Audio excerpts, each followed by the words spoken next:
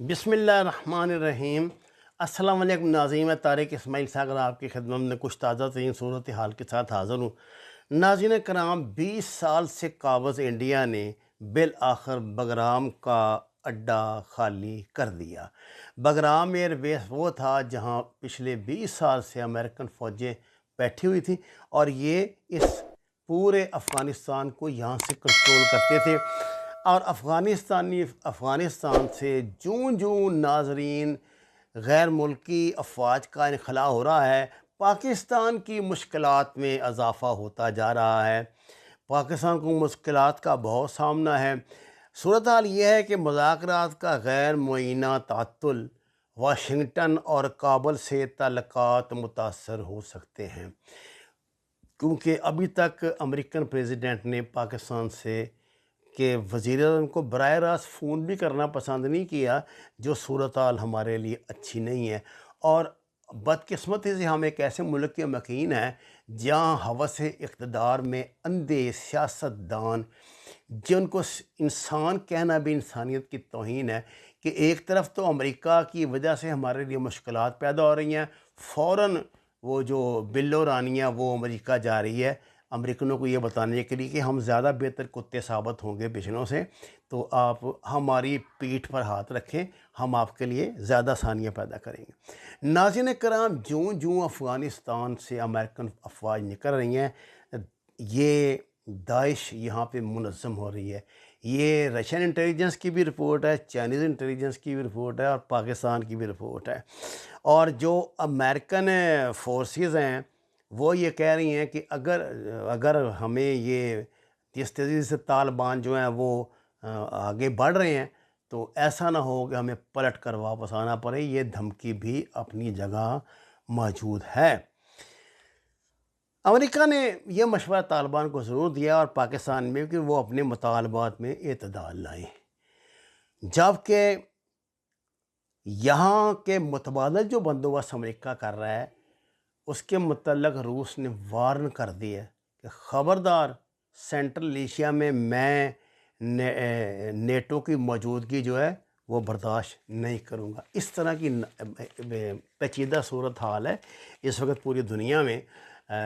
ناظرین کرام، غیر ملکی جو میڈیا ہے نا، اس کے مطابق افغانستان سے غیر ملکی افواج کا انخلاء تو جاری ہے، اور امریکہ نے 20 سال بعد سب سے بڑی بگرام ایئر بیس افغان حکام کے حوالے کر دی۔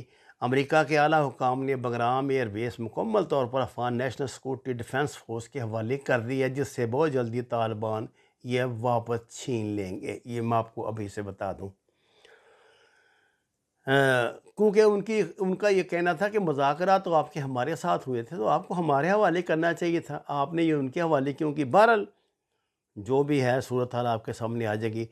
ناظرین کرام، گزشتہ 20 سال سے یہ جو بیس ہے عسکریت پسندوں کے خلاف جنگ کا سب سے بڑا مرکز تھا، اور بی بی سی کے مطابق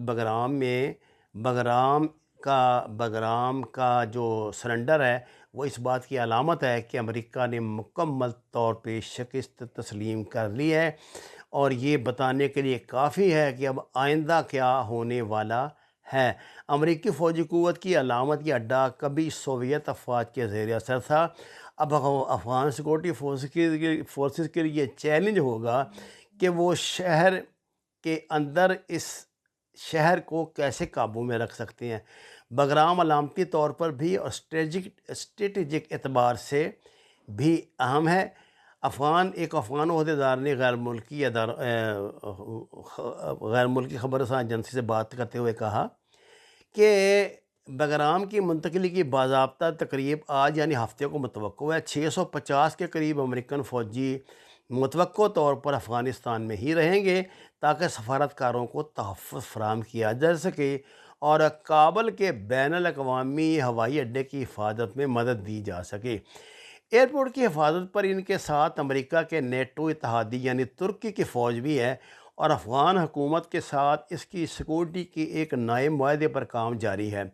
فوجی تجزیہ نگاروں کا کہنا ہے کہ افغان حکومت کی بگرام پر کنٹرول برقرار رکھنے کی صلاحیت کابل کا دفاع کرنے اور طالبان کے خلاف مزاحمت کرنے میں اہم کردار کی حامل ہوگی۔ ادھر جو طالبان ترجمان ذبیح اللہ مجاہد، انہوں نے AFP سے گفتگو کرتے ہوئے کہا کہ امریکن فوج کے انخلا کا خیر مقدم کیا اور کہا کہ اس نے افغان اپنے مستقبل کا فیصلہ آپس میں خود کر سکیں گے۔ اس جنگ میں اندازے کے مطابق 47,000 افغان شہری، 70,000 کے قریب افغان سپاہی ہلاک ہوئے، جبکہ 2,442 امریکی سپاہی، 3,000 سے زیادہ امریکی سیکورٹی ٹھیکیدار بھی ہلاک ہوئے۔ دیگر اتحادی ممالک کے 1144 فوجی ہلاک ہوئے۔ براؤن یونیورسٹی میں کوسٹ آف وار پروجیکٹ نے اس جنگ پر امریکی اخراجات کا تخمینہ ناظرین 20 کھرب اور 260 ارب ڈالر لگایا تھا۔ ناظرین کرام، ترجمان افغان وزارت دفاع نے بگرام ایئر بیس سے امریکی اتحادی افواج کے انخلا کی تصدیق کرتے ہوئے کہا کہ بگرام ایئر بیس کا کنٹرول باضابطہ افغان فورسز کے حوالے کر دیا گیا ہے۔ افغان فوج اب بگرام میں دہشت گردوں کے خلاف جنگ کے لیے استعمال کرے گی۔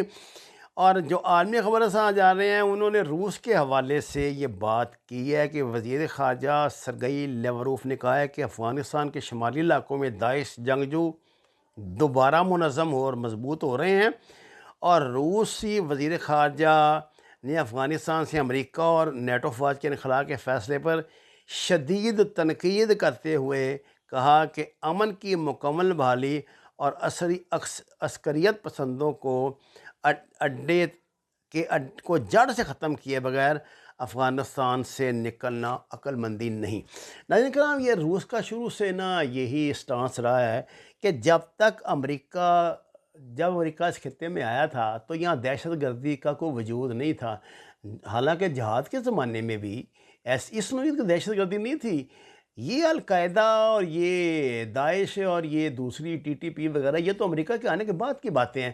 تو روس نے یہ کہا ہے کہ امریکن جب یہاں سے نکلیں تو اس معاملے کو ختم کر کے جائیں، جو انہوں نے گاند پھیلایا ہوا ہے اس بانگ کو اکٹھا کریں، نہیں تو یہ تو ہمیں بھگتنا پڑے گا۔ اور اب یہ باور کیا جا رہا ہے، ویسے تو مستقبل کو اللہ کا حال اللہ ہی جانتا ہے، کہ امریکن فورسز کی جگہ ایک نہ ایک دن چائنا کو لینی پڑے گی۔ اس لیے لینی پڑے گی کہ جو ریزسٹنس وہاں ہوگی وہ تو بڑی خطرناک ہے۔ دیکھیے نا، طالبان کسی کی مرضی کی پابند تو نہیں ہے۔ پاکستان ان سے درخواست ہی کر سکتا ہے، روس بھی درخواست کر سکتا ہے، چین بھی درخواست کر سکتا ہے۔ اگر ہم طالبان کو اجازت دے دیتے ہیں کہ ٹھیک ہے جو وہ کر رہے ہیں کرتے رہیں، قبضہ کر لیں کابل پہ، یہ کر لیں وہ کر لیں، تو نتیجہ کیا ہے؟ ایک اور تو بھائی خانہ جنگی شروع ہو جائے گی نا۔ جو دوسرے گروپ ہیں وہ ان کا قبضہ تسلیم نہیں کریں گے تو خانہ جنگی ہوگی، اور خانہ جنگی کا رزلٹ کیا ہوگا یہ آپ جانتے ہیں اچھی طرح۔ اب اس صورتحال میں ہمیں کیا کرنا چاہیے؟ کیا ہم اسی طرح بیٹھے رہیں؟ میرا خیال ہے کہ ہمیں